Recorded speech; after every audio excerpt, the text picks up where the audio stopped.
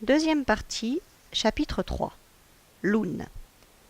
Les jours passent. Kilik se plaît dans le clan des curieux. On lui apporte des présents chaque matin, des poissons, des coquillages multicolores, des baies triées avec soin. Dako est devenu son ami. Pendant les repas, ils discutent tranquillement. Ce soir, assis près du feu, Kilik prend son rôle de magicien au sérieux. Tout en se chauffant la plante des pieds, il déclare d'un ton grave. « Dako, votre clan a choisi une mauvaise région pour la chasse. Le gibier ne viendra pas ici. Il n'y a pas assez d'herbe et trop de cailloux. Tu as vu cette barre blanche au nord? Ce sont les glaciers. Je ne les avais jamais vus, mais mon père m'en a souvent parlé. Pendant l'hiver, vous devez avoir très froid, bien plus froid que mon clan. Nous sommes protégés par les montagnes. Le gibier va où pousse l'herbe. L'homme doit faire la même chose. » Dako hoche la tête. « C'est vrai, tu as raison. Le grand froid nous frappe durement. La mort rôde autour du camp dès que la neige tombe. Pourtant nous bougeons, Kilik. Nous avons établi nos tentes d'un bout à l'autre de cette plaine. Les antilopes saïga y viennent. Ce sont leurs peaux que tu vois sur les perches et sur nous. Elles nous donnent leur chair, leurs os. » Kilik va répondre, mais Loun traverse l'espace libre entre deux foyers. Elle porte un bébé sur la hanche. Le magicien en perd la parole. Dako sourit dans sa barbe. « Ma fille s'occupe de tous les nourrissons du camp. Elle est douce avec eux. Loun travaille sans cesse. Elle plairait à ma mère. » Kilik se mord les lèvres. Ce simple mot de mère l'a bouleversé. Liama, Samam et Aouna. Soudain, elle lui manque toutes les deux. Il s'en veut de ne pas être parti les rejoindre plus tôt. Dako le voit se redresser et l'entend dire fermement. « Je dois rentrer près des miens. Je ferai ce que je t'ai promis, Dako. Ensuite, tu me raccompagneras. » Bien sûr, mais je vois Loun qui parle vers les falaises chercher de l'eau. Tu devrais lui annoncer ton départ. Tu crois? Maintenant? Oui, je crois bien. Kilik prend un objet sous la tente de Dako, l'enroule dans un morceau de cuir. Puis il marche à grands pas en direction des falaises. Loun lui semble toute petite, perdue parmi les buissons de genévrier. Deux autres femmes sont avec elle. La source coule en filet, suintant de la roche. Ici, la corvée d'eau demande de la patience. La jeune fille l'a entendu approcher. Elle se relève, inquiète. Depuis l'arrivée de Kilik, le malheur la suit partout. Un magicien comme lui ne peut pas rester longtemps dans un clan. Alors, inutile de se montrer souriante, aimable. Elle l'évite de son mieux, ne le regarde plus.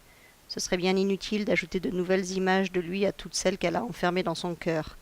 Pour un rien, Loun pleure, s'isole, se griffe les bras. Elle ose juste aller admirer les grands animaux tracés sur la pierre grise de la falaise. En cachette, très tôt, quand le soleil pointe, rouge sang.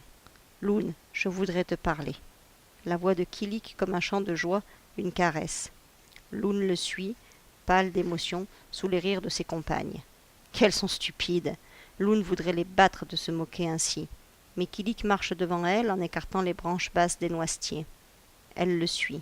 « Viens, Loun, j'ai quelque chose à te donner. Je voulais te l'offrir en te disant au revoir, mais je n'ai pas pu attendre. » Ils sont seuls, assez loin de la source et des moqueuses. Le vent joue dans les rochers au-dessus d'eux. Kilik resserre ses doigts autour de l'objet enveloppé de cuir.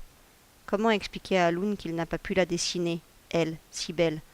Il se sentait incapable de reproduire son visage avec de simples traits. Loun respire à peine, impatiente. Elle se demande pourquoi Kilik l'a conduite à l'écart de tous, pourquoi il semble aussi gêné. Enfin, d'un geste brusque, il lui tend son cadeau. « Tiens, prends, c'est pour toi. » Loun déplie le carré de peau bien tanné. Là, entre ses doigts, roule une petite tête de femme sculptée dans l'os. Les cheveux lisses portent la même coiffure qu'elle. Son cœur s'affole, ses mains emprisonnent la figurine. « Kilik, comme c'est beau! Et tu me la donnes? Vraiment? » « Oui, et c'est beau parce que tu es belle, Loun. » Loun ne connaît pas son propre visage. Les mots de Kilik lui tournent la tête. Est-ce bien elle qui l'a représentée? Elle regarde mieux. La coiffure, le nez, le front. D'une main, elle se touche la bouche, les joues, les cheveux. « Tu veux dire que c'est moi? »« Oui, Loun. » Très vite, il ajoute. « La nuit prochaine, je tracerai des animaux au fond de la grotte que ton père a choisie. Les dessins sur la falaise vont disparaître à cause de l'eau, de la neige, du froid, du vent. Je veux que ton clan mange à sa faim. Tu verras, je ferai pour vous les plus gros bisons, les plus gros chevaux. J'espère que vous ferez de bonnes chasses grâce à cela. Et quand j'aurai fait ce que j'avais promis de faire, Dako me ramènera chez les miens. » Loun passe de la joie au chagrin. Le présent de Kilik est un cadeau qui fait mal. Elle retient ses larmes. Il va partir. Elle le savait bien. Tête basse, elle contemple la petite statue au creux de ses mains, la touche d'un doigt éprouvant le modelé des formes. Cela lui donne un peu de courage, juste assez pour murmurer. Je serai triste quand tu ne seras plus là. Mon père t'aime beaucoup. Tu le fais rire, tout le monde t'aime bien. Mais je te comprends, ta famille doit te manquer. Loun pense, ta compagne aussi doit te manquer, car elle en est sûre depuis le premier instant où Kilik est entré dans sa vie. Un magicien qui a tant de lumière en possède sans aucun doute une compagne. Le désespoir l'envahit. En la voyant toute tremblante, Kilik se décide. Sa voix paraît enrouée lorsqu'il lui répond. « Si tu es triste de me voir partir, viens avec moi, Loun. Ma mère n'avait que cette idée, me trouver une femme. Elle sera heureuse de te prendre pour fille. Et moi, si tu ne me suis pas, je crois que je resterai ici, avec toi. » Les mots de Kilik ont chassé le malheur qui pesait sur Loun. Elle pleure un peu en riant de fierté. Ses yeux verts, brillant de larmes douces, ne quittent plus ceux de Kilik. Il la regarde, si proche, si belle. Son regard va du front au menton, du nez aux joues hautes teintées de rose. Il connaît bien son visage, sinon il n'aurait jamais pu le faire renaître sous ses doigts. Maintenant, il ose le caresser, ce visage bien plus doux que l'ivoire lui-même. Les cheveux surtout, noirs comme les siens, mais si soyeux. Loun ne bouge pas. Elle sent la bouche de Kilik se poser sur la sienne. Elle ne le quittera pas. Elle sera la compagne du magicien. Kilik dit à Dako qu'il désirait prendre Loun pour compagne, qu'il voulait l'emmener dans son clan. Dako a joué les indécis en se grattant la barbe, mais la fierté le suffoquait. Sa fille serait la femme du magicien, d'un homme rieur et bon. Je te la donne. Je serais bien malheureux sans elle, mais tant pis. Si tu la laisses là, elle se jettera du haut de la falaise. Je la connais. Kilik a remercié Dako. Il se prépare à partir. Loun rassemble ses outils, ses poinçons d'os, sa veste en peau de loup pour la saison froide et son harpon, car elle pêche mieux que beaucoup d'hommes. Le clan des curieux se lamente. Tous aimaient Kilik et Loun, la belle. Pourtant, le magicien a tenu sa promesse. Ils l'ont vu, au fond de la terre, dessiner bisons et saïgas, chevaux et rennes. Loun, droite et sereine, se tenait près de lui, présentant les coupelles garnies de couleurs, surveillant les feux de genévrier qui donnent une si vive clarté.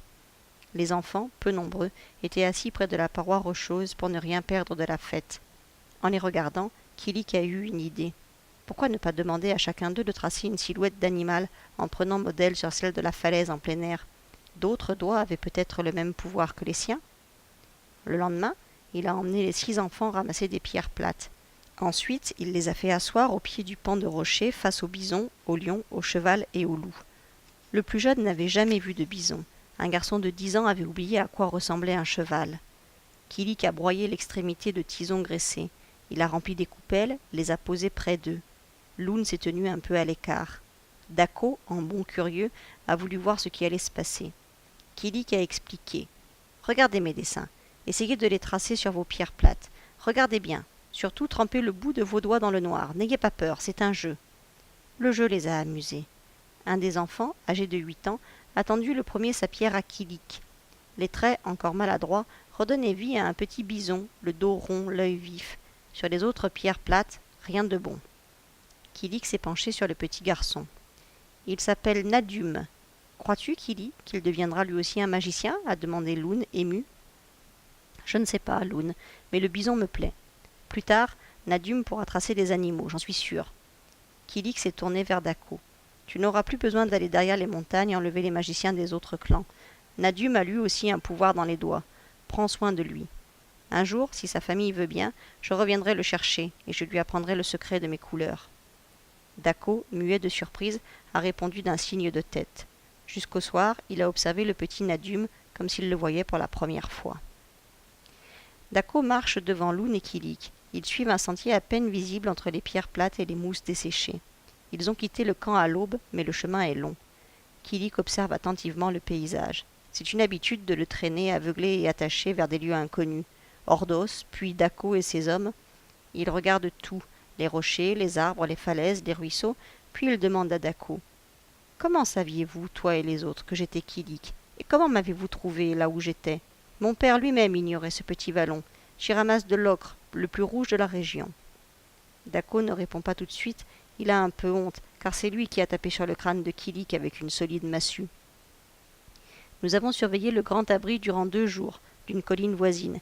Tu étais le seul à ne pas travailler, à te livrer à d'étranges occupations. Le matin où tu es parti vers ton vallon, nous t'avons suivi. Le troqueur avait parlé de ton corbeau. Alors, quand l'oiseau s'est posé sur ton épaule, je n'ai plus eu aucun doute, c'était bien toi, Kilik le magicien. Kilik est trop heureux pour discuter. Il regarde Loun, lui prend la main. Tu as bien agi, Dako. Tu devais m'enlever, sinon je n'aurais jamais connu Loun. Je voulais une compagne capable de faire battre mon cœur. Elle seule a réussi. À la fin de la journée, après une halte au bord d'une rivière, la rivière qui coule en bas du grand abri, Kilik en est sûr, Dako commence à montrer une figure inquiète. Doit-il rencontrer les parents du magicien, tout son clan? Si Kilik raconte ce qui s'est passé, on va peut-être lui fendre le corps de haut en bas ou lui couper la tête. Heureusement, on peut faire confiance à un magicien.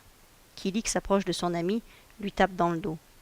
Je crois que tu peux retourner au camp, Dako. Je reconnais cet endroit. Je saurai rentrer chez les miens, seul avec Loun.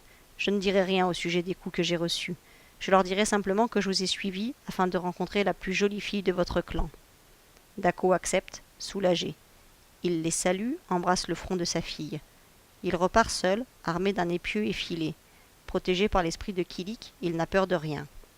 Loun regarde la silhouette de son père diminuer à chaque pas. Bientôt, il a disparu. Elle ressent une toute petite tristesse qui s'envole en découvrant Kilik tout près d'elle. Il lui ôte des épaules sa besace en peau de saïga, lui prend des mains son harpon. Loun, ici il y a de l'eau et du bois mort pour le feu. La nuit va tomber. Nous avons un peu de viande à manger et des fruits. Je te conduirai demain au grand abri. Ce soir, je voudrais rester seul avec toi. Là, tous les deux. Tous les deux? Je veux bien, Kilik. Les yeux de Loun sont pleins de joie. Sans un mot, elle enlève sa coiffure de coquillage, secoue ses cheveux, se met à rire doucement en entourant Kilik de ses bras, appuie sa tête contre le cœur du magicien qui bat fort, si fort.